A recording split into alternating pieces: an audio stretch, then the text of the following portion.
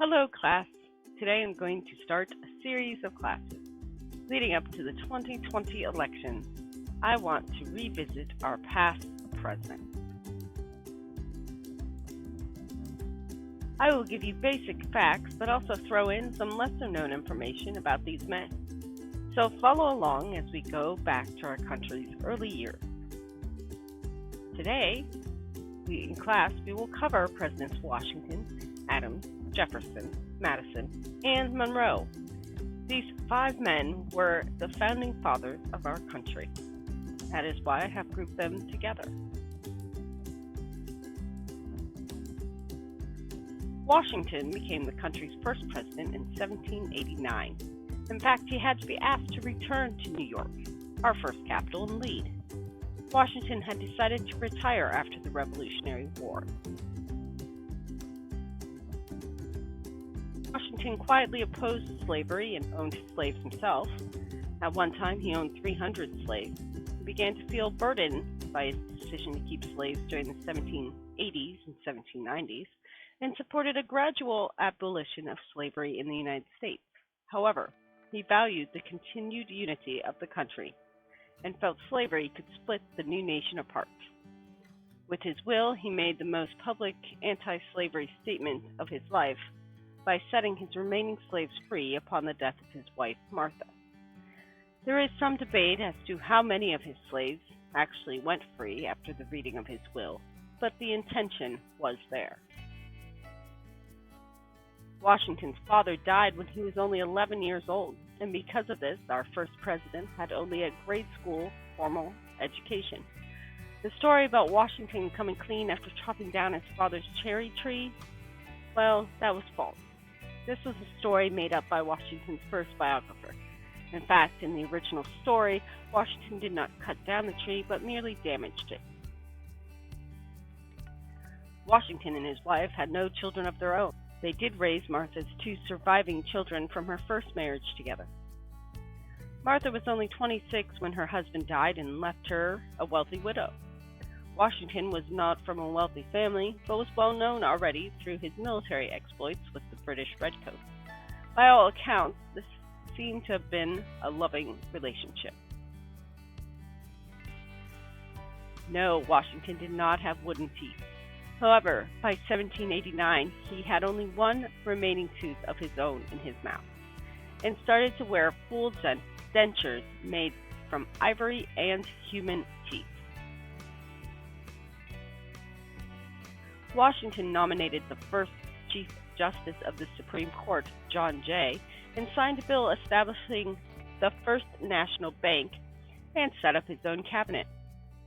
Establishing his own cabinet set a precedent for future presidents to create their own cabinets. Most famously, Washington left office after just 2 terms, and until FDR, presidents followed his example.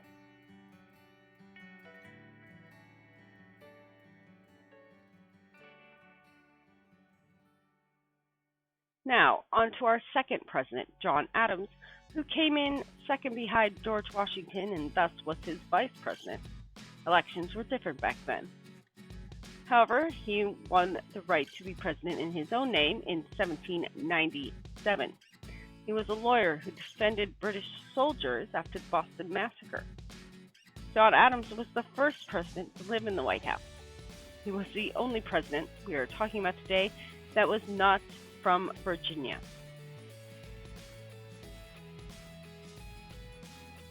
Adams was a prolific writer. He was known for his letter writing, often writing to his wife Abigail. He also drafted the Massachusetts Constitution, which is still in effect today. In 1779, he proposed the establishment of the American Academy for Arts and Sciences. This still exists today, and John Adams ranks the founding of this academy as one of his proudest achievements. Adams managed to remain neutral during his term in the war between Britain and France. However, when he signed the Alien and Sedition Act, he lost a lot of his popularity. The act gave the government powers to deport enemy aliens and arrest anyone who strongly disagreed with the government. It was used to silence Democratic Republican critiques of the Adams administration. Historians argued that it is the passage of the Alien and Sedition Act that cost John Adams his second term. There is a story about Adams that I bet you do not know. According to David McCullough, Adams once tried to save the house of a rival who regularly attacked him in the press. The home of publisher Andrew Brown went up in flames, and witnesses saw President Adams carrying buckets of water to help put out the flame. He also is credited with creating the country's oldest band, that is the United States Marine Band, in 1798. Adams and Jefferson may not have gotten along politically, but they remained on speaking terms and continued to write each other throughout their lives. In fact, both died on the same day, within hours of each other. However, Adams did not attend Jefferson's inauguration. Adams was 90 years old when he died. Now we can talk about our third president, Jefferson. Jefferson loved science, technology, and innovation. He is credited with writing the Constitution, and his face is on the nickel.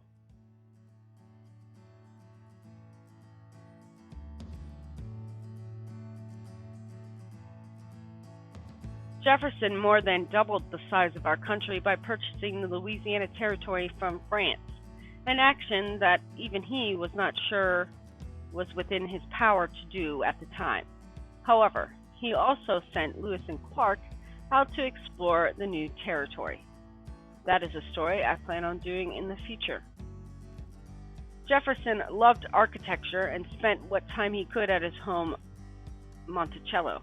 The home still stands today and has a wonderful program that allows visitors to see his trinkets and scientific instruments, plus what books he did not sell to the Library of Congress. It also tells a comprehensive story of his slave Sally Hemings and her children. The website is also a wealth of information of all things Jefferson and Sally. That website is Monticello.org. Jefferson was a lawyer who self-determined that his proudest life accomplishment was the separation of church and state and freedom of religion in the Virginia Statute for Freedom, Religious Freedom, a precedent used for the First Amendment to the United States Constitution. As Virginia's governor, Jefferson was forced to flee Monticello during the Revolutionary War, just barely escaping capture by the advancing British cavalry. His political enemies used this event as evidence of his cowardice. Jefferson was also a musician. He played the violin, harpsichord, cittern, harp, and wrote compositions. Jefferson died broke and with many debts. His daughter had to sell off his belongings and eventually the plantation itself. The newly created Thomas Jefferson Foundation bought the home in 1923. They were able, over time, to furnish the house with about 60% of items that were original to Jefferson or Monticello.